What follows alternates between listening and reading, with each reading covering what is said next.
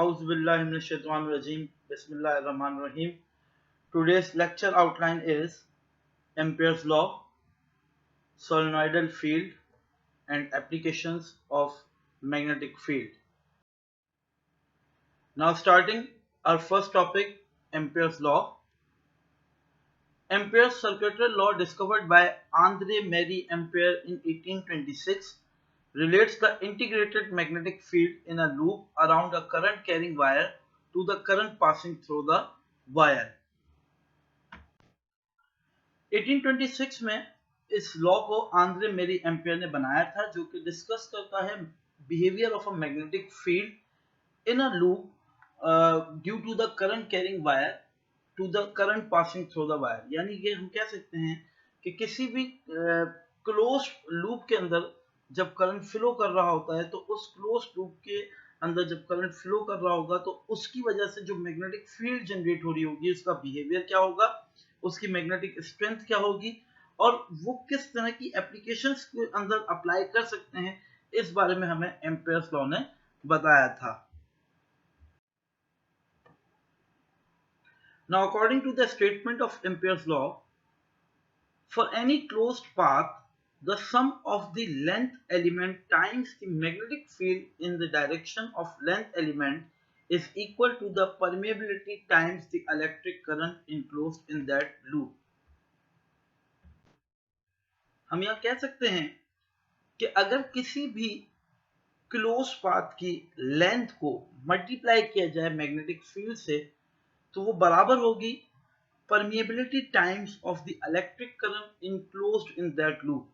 यानी permeability multiply by total amount of current जो कि उस क्लोज लूप के अंदर सर्कुलेट कर रहा है या उस क्लोज लूप के अंदर मूव कर रहा है। नाउ अगर इसको एक्सप्लेन करें, if we consider a closed path around the wire in the form of circle having the wire at the center, then the magnitude of magnetic flux density B changes with the current I in the wire and the distance R from the wire. यानी कि अगर आपके पास एक wire मौजूद है जिसमें से current flow कर रहा है, तो उसके अराउंड जो मैग्नेटिक फील्ड जनरेट होगी वो दो चीजों पर डिपेंड कर रही होगी। पहली चीज नंबर अमाउंट ऑफ करंट, कि उस वायर में से कितना करंट पास हो रहा है, और अगर उसके अंदर कोई वेरिएशन आ रही है तो वो उस मैग्नेटिक फील्ड पे डिपेंड इफेक्ट करेगी जो उस वायर के अराउंड मौजूद है।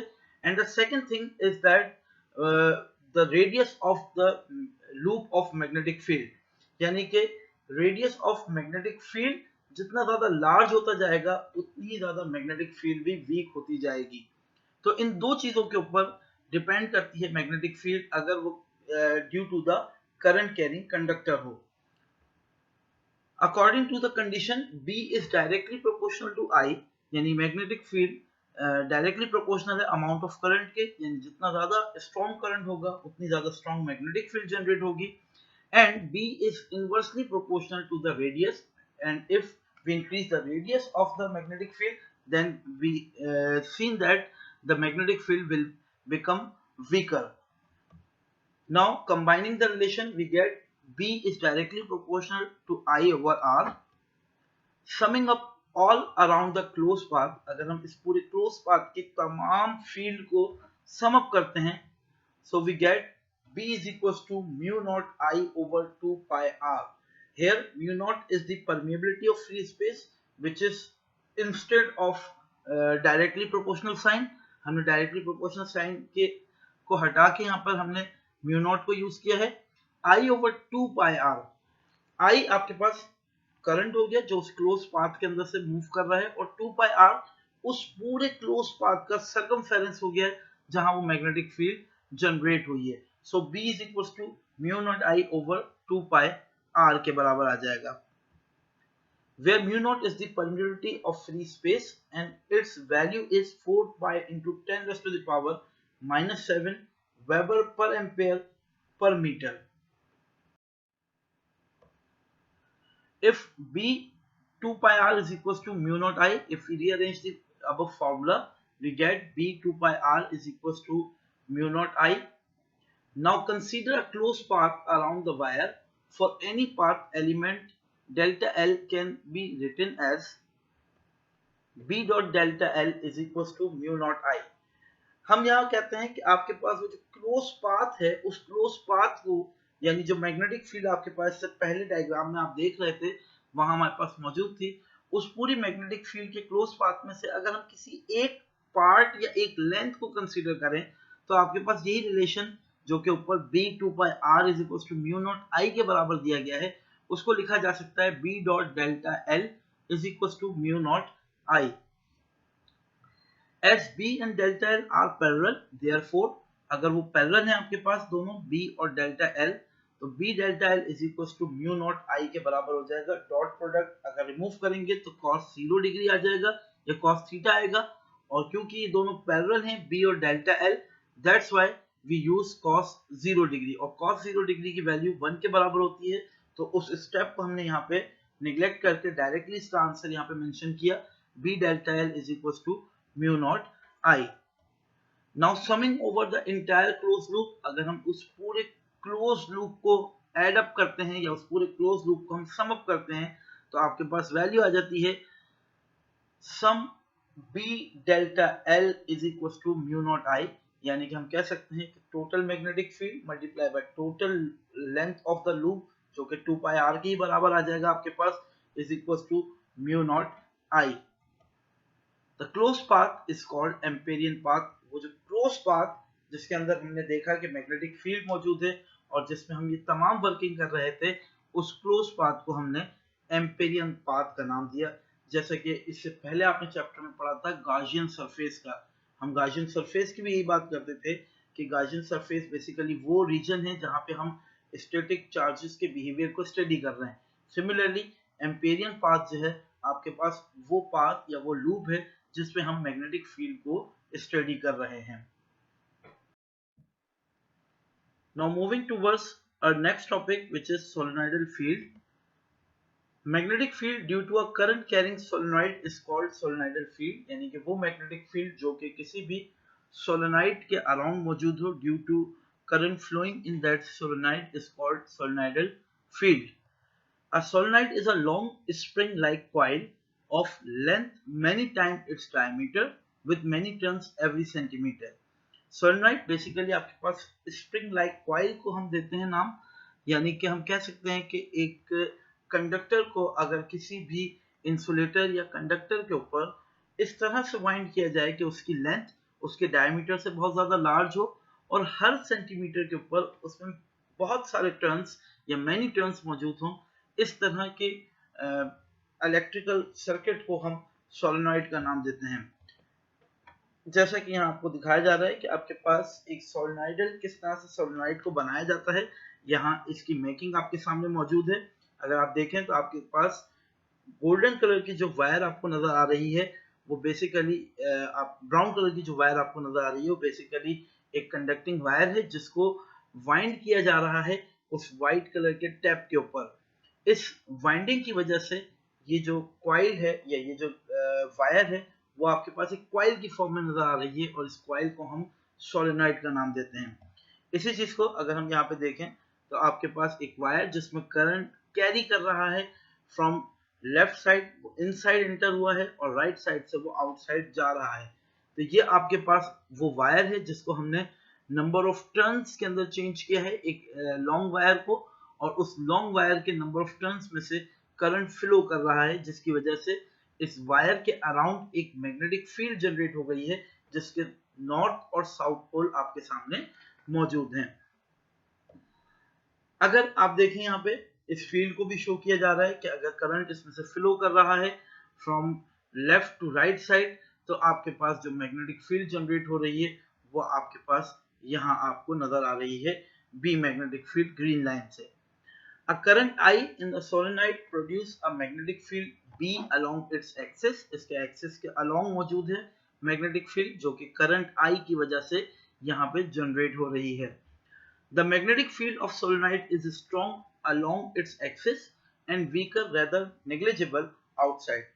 अगर मैग्नेटिक फील्ड की बात की जाए तो मैग्नेटिक फील्ड याद रखिएगा इनसाइड द सोलेनॉइड या अलोंग द सोलेनॉइड बहुत ज्यादा स्ट्रांग होती है और जैसे जैसे ये बाहर की तरफ जाना शुरू करती है वैसे वैसे ये वीक होना शुरू हो जाती है और इसकी जो स्ट्रेंथ है वो कमजोर होने लगती है। To determine the value of B of a solenoid, let us consider an Amperian path ABCD with length L1, L2, L3 and L4. According to the diagram, we have seen that here is a Amperian loop or Amperian path which have length L1, L2, L3 and L4. The L1 length is inside the solenoid. L2 and L4 are perpendicular to the magnetic field or solenoid and L3 is outside from the solenoid. अगर आप यहाँ पे देखें तो आपके पास एक Amperian loop या Amperian path show किया गया है जिसके 4 साइड्स मौजूद हैं L1, L2, L3 and L4. L1 inside the solenoid मौजूद है, यानी कि यहाँ पर जो सोलेनॉइड आपके पास मौजूद है उसके इनसाइड मौजूद है. L2, L4 ये परपेंडिकुलर हैं उस सोलेनॉइड के, या हम ये कह सकते हैं ये परपेंडिकुलर हैं उस मैग्नेटिक फील्ड के जो सोलेनॉइड के अराउंड जनरेट हो रही है. और L3 जो है वो आउटसाइड द मैग्नेटिक फील्ड या आउटसाइड द सोलेनॉइड मौजूद है, जो कि आपके पास अपर साइड के ऊपर दिखाई गई है. यहाँ पर ये जो क्रॉस और डॉट के साइन हैं ये शो कर रहे हैं उस करंट को जो कि उस सोलेनॉइड के अंदर मूव कर रहा है. क्रॉस का मतलब है कि करंट यहाँ से इनसाइड या इंसर्ट हो रहा है, और डॉट का मतलब ये है कि आपके पास करंट इस डायरेक्शन में यानी कि आपकी तरफ मूव करता हुआ आ रहा है. यानी कि क्रॉस साइड से एंटर हुआ और डॉट साइड से बाहर, अगेन क्रॉस साइड से एंटर, डॉट साइड से बाहर, देन अगेन क्रॉस साइड से एंटर होगा और डॉट साइड से बाहर आ रहा है, जिसकी वजह से एक magnetic field inside the solenoid generate हो रही है. Now applying Ampere's law, summation B delta L is equals to mu naught I. हमारे पास Ampere's law की जो इक्वेशन थी कि आपके पास total sum of magnetic field multiply by length of wire जिसमें से करंट फ्लो कर रहा है वो बराबर है mu naught I, यानी permeability times of the total amount of current inside that wire जिसके अराउंड मैग्नेटिक फील्ड जनरेट हो रही है. Now summation of B delta L, हम यहाँ पे सम कर रहे हैं तमाम लेंथ का, क्योंकि हमारे पास एम्पियर पाथ जो है वो चार लाइंस को शो कर रहा है. तो वो आपके पास क्या है, B dot L1 plus B dot L2 plus B dot L3 plus B dot L4 which is equal to mu naught I. इसको हम इक्वेशन 1 का नाम दे देते हैं.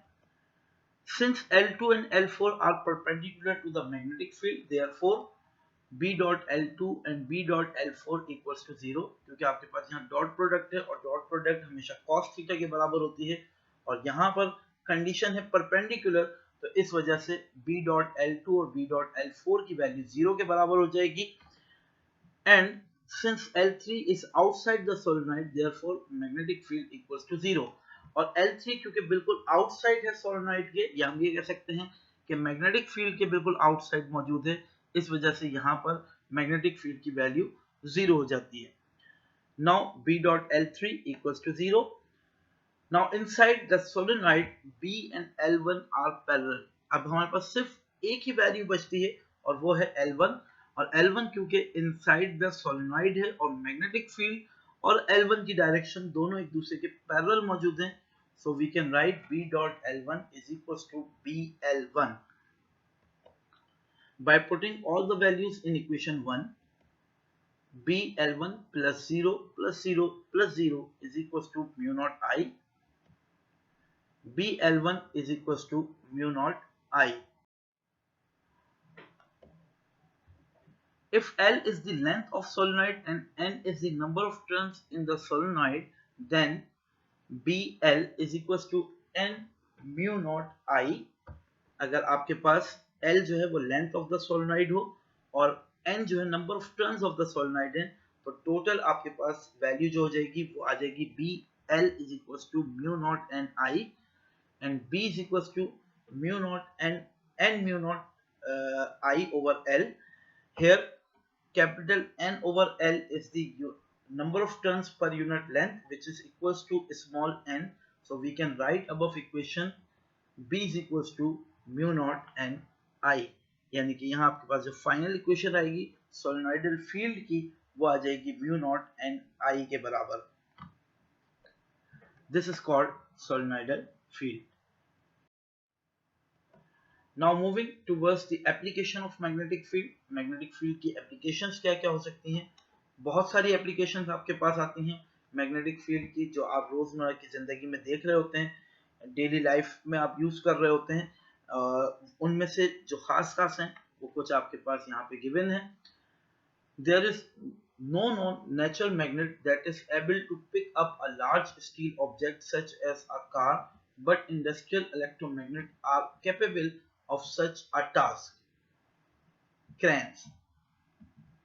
अगर आपके पास क्रेन्स को देखें तो आपके पास क्रेन्स, दो तरह की क्रेन्स आपके पास होती हैं। एक तो वो जिसमें हैंगर मौजूद होता है, जिसके जरिए से आप किसी भी चीज को बांध कर एक जगह से दूसरी जगह ले जा सकते हैं। लेकिन आजकल जो एक नई क्रेन्स यूज की जा रही है वो है इलेक्ट्रोमैग्नेटिक क्रेन्स, जिनमें मैग्नेटिक फील्ड यूज की जाती है किसी भी हैवी मेटल को एक जगह से दूसरी जगह ट्रांसफर करने के लिए।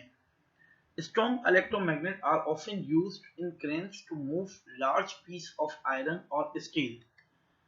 Electromagnetic locks आपके पास यूज होते हैं रोजमर्रा की जिंदगी में। An electromagnetic lock is be used to lock a door by creating a strong magnetic field in an electromagnet that is in contact with magnetic plates. As long as there is current through the electromagnet, the door remains closed and locked. Another type of electromagnetic lock uses an electromagnet to extend a plunger between the door, making it nearly impossible to open the door until the electromagnet release the plunger. आपने अक्सर देखा होगा कुछ doors के ऊपर, कुछ main doors के ऊपर कुछ लॉक्स लगे होते हैं जिनको इनसाइड आप एक बटन से ओपन कर रहे होते हैं, यानी उन लॉक्स के साथ एक वायर मौजूद होती है। बेसिकली उस वायर के एंड पे अगर आप उस लॉक को ओपन करके देखें तो वहां एक इलेक्ट्रोमैग्नेट लगाया जाता है जो कि काम कर रहा होता है उस लॉक को पुश या पुल करने का। अगर आप वो लॉक बंद है और आपके गेट के बाहर कोई शख्स मौजूद है जो नॉक कर रहा है आपके गेट पे, आप इनसाइड द रूम मौजूद है, घर के अंदर से एक बटन प्रेस करते हैं और आपके पास ऑटोमेटिकली वो गेट ओपन हो जाता है उस शख्स के लिए जो बाहर खड़ा हुआ है। तो यहाँ पर जो गेट ओपन होने का प्रोसेस है, यानी लॉक जो यहाँ पर पुल होता है, वो पुल किया जाता है due to the field of electromagnet, जो कि इलेक्ट्रोमैग्नेटिक जनरेट कर रहे होते हैं मैग्नेटिक फील्ड को, उसकी वजह से। डोर बेल रिंगिंग या डोर बेल रिंगर, जो आपके पास डोर बेल्स लगी होती है उनमें इलेक्ट्रोमैग्नेट यूज किए जाते हैं। आप देख सकते हैं किसी भी इलेक्ट्रोमैग्नेटिक डोर बेल जो आपके पास मौजूद होती है उसको ओपन करके देखेंगे तो उसके अंदर इलेक्ट्रोमैग्नेटिक कॉइल या फिर एक सोलेनॉइड मौजूद होगा जिसके अंदर इलेक्ट्रोमैग्नेटिक फील्ड जनरेट की जा रही होगी। An old-fashioned doorbell used as electromagnet that was rapidly turned on and off to pull a clanger against a bell. Thank you, students. If you feel any problem or if you have any query, then you can ask me on my WhatsApp number and through Google Classroom. Thank you again.